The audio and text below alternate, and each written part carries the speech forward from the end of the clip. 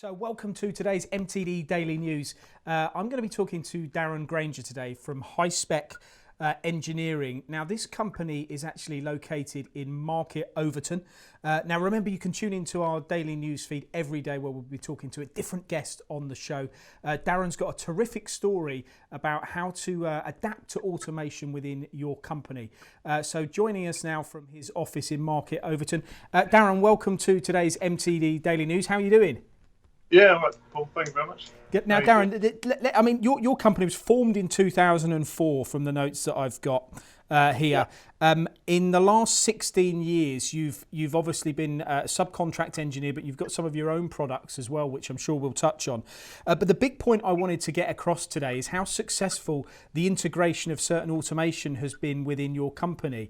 Can you tell us about the investment over the last few years and what you've actually now got in your machine shop? Okay, sort of broadly speaking, we've got 6 CNC lathes, we've got 6 CNC milling machines. We've invested in sliding heads from Tornos, a large Hyundai vertical lathe. We've got CNC 2-axis lathe, and then 3 multi-axis CMZ lathes. 2 of which are bar feeds, and 1 has the RoboJob loader. Then with the milling machines, we've got 2 3-axis Hercos, one's got a Midico pallet changer. We've got 2 5-axis Hercos, one's got a RoboJob loader and a 4-axis Herco. So the last sort of 12 to 18 months, we've been putting in the automation. We've put in the 3 CMZ lathes and the Midico pallet changer. Now, how much? Well, firstly, how's business? You doing well at the moment? It's very busy. Very busy. In what areas? What are you making, Darren?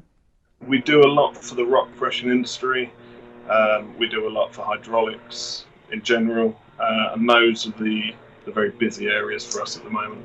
Now, we can hear the spindles cutting in the background, and I suppose one of the big aspects of the automation for you has been the fact that you now have time to do things like this, don't you? That's one of the biggest differences. Can you maybe tell our audience, what's changed? Well, previously, before the automation, I had 2 guys between 4 turning centres. One of those guys left. He went off to be motor mechanic for a racing team, which left a hole which I had to fill for about 4 months. So we changed the older machines that we had at the time to the new CMZ ones, and I was running between the 2 new CMZ lathes, my sliding head, my vertical machine, trying to keep all that running whilst doing the office as well. And it does frazzle you a little bit after a while. I mean, it's often an aspect that's overlooked, because one of the questions I asked you in preparation for this interview was, tell us about the cycle time reductions, the differences in production, and kind of you then said, well, hang on a minute, that they are better, but the whole production process has changed, which has enabled me to focus on quoting, focus on invoicing, which is obviously important, and really work on the business as opposed to in it. Yeah, very much so. Short cycle times are great.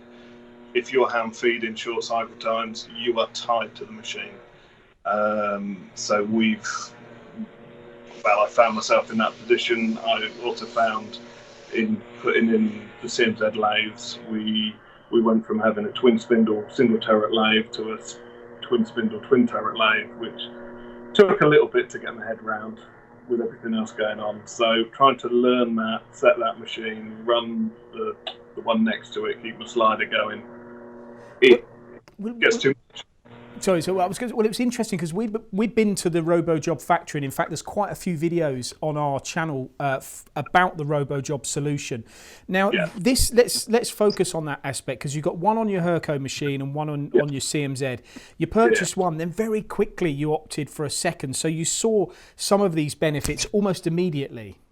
Oh yeah, when my employee handed his notice in, I knew finding a skilled person just to slot straight in was going to be difficult, particularly where we are.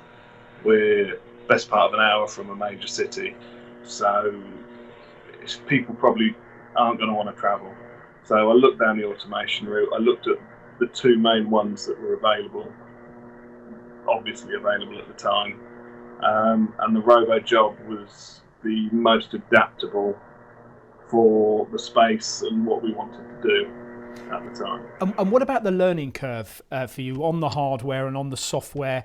Did it take a lot of time to really get to grips with how to use this type of system or this type of solution? The RoboJob software is amazing. It's that simple. I think I had 15 minutes training because everything else going on, I couldn't give the guys from Hydrofeed enough time to really go in any great depth. So he went through, showed me how to set up the first job we needed to do. And to be honest, I think I phoned them 2 or 3 times following that, just with slight tweaks, and that's all we needed. You didn't have much time because you were running around setting all the other machines, weren't you? But now you'd probably have more time to learn if you brought a system in, like that. I always think the skill shortages. I mean, it's not just about where you're located, but generally around manufacturing around the globe, there are skill shortages. Do you feel more confident now that if you did lose a guy or if you couldn't find the right guy, you can lean on the automation to keep your business productive? Very much so, yeah. I wouldn't want to lose any of the employees we've got. I think we're as lean as we can be. But new investments now have automation as standard. I won't look at a new investment that is not loaded with a robot or a pallet changer. Well, your latest acquisition, you've just purchased another CMZ machine, and this time it's coming with its own gantry. Yes, exactly. Yeah. So it wasn't even a consideration that it wouldn't. It was just, we need another lathe to do X, Y, Z, and it needs to have a robot. Yeah, and in this day and age, it's no secret, it's pretty difficult times at the moment for some manufacturers. It's really good to hear that you're still busy. I know you're a big fan of MTD as well. You do watch a lot of our stuff. Has this just maybe, as well, the fact you've got the automation enabled you to watch more of the things that we do? Yeah, I tend to watch your stuff at lunch breaks and such like, but I can always see the robots moving away in the background out the windows. And I believe that you watched one video the other day and you've realised that you're an entrepreneur, because we said that this is the time for entrepreneurs to buy machines. Well, yeah. It's entrepreneur or idiot, I don't know. Depends which you think. Just a final point, your own product, we did visit your company some time ago. You manufacture your own guitar systems, don't you? Do you want to just close this off by telling us and maybe promoting that side of the business too? Yeah, sure. We, as a sideline, myself and my brother manufacture electric guitars, but off the back of that, as a product for the company, we manufacture the hardware, all the metal parts for electric guitars, be it bridges or the knobs or all the little bits of metal that you'll find on an electric guitar. We manufacture, we sell via our Granger Guitar Parts website and ship around the world. Good stuff. So you're pulling a few strings as well. Thank you very much for joining us today, Darren, and keep up that investment in automation, and really good to hear that you're busy. What a success story that is at Hi-Spec, based in Market Overton. Really have looked at some massive improvements in their productivity as a result of the automation, but not just that. Key to what Darren's saying there is it's given him more time to focus on the business than rather working in it. That's it today from me here at the MTD studios for today's MTD Daily News. Join us again at same time tomorrow.